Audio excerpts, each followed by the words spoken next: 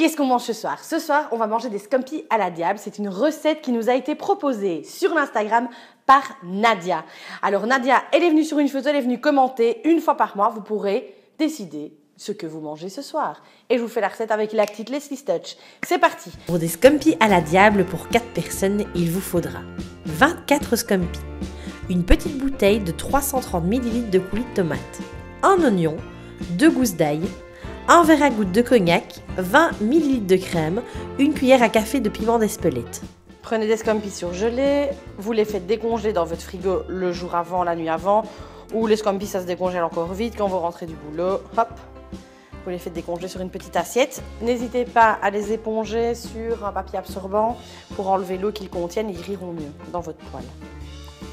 Quand les scampi sont décortiqués, vous les mettez dans un petit plat. Sur ce temps-là, vous allez faire l'échalote. Donc on coupe la tête, on l'épluche.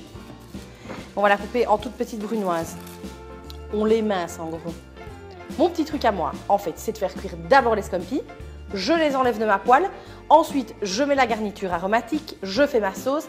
Et seulement ensuite, je les remets dans la sauce. Sinon, ils sont trop cuits. Je les fais revenir quelques secondes sur chaque face. Je les enlève. Et maintenant, surtout, vous laissez bien votre poêle et vous allez faire revenir l'échalote dans l'huile d'olive où il y a eu les scampi.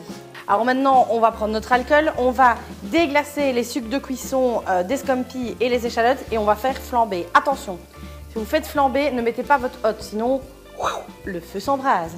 On va venir mettre notre coulis de tomate dans nos échalotes.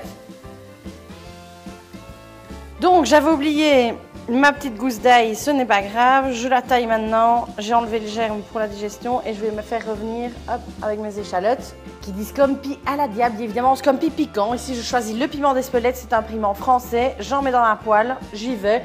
Si vous aimez bien moins piquant, eh ben, vous faites des scampi à la diable, non piquant. Hein. Maintenant je vais mettre la crème dans la préparation avec la tomate.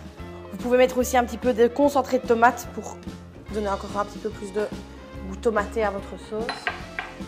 Quand votre sauce a bien réduit, on va mettre les scampi dedans avec le petit jus, vous voyez, hop. Et puis je n'ai plus qu'à vous souhaiter un très bon appétit et surtout, mangez bien.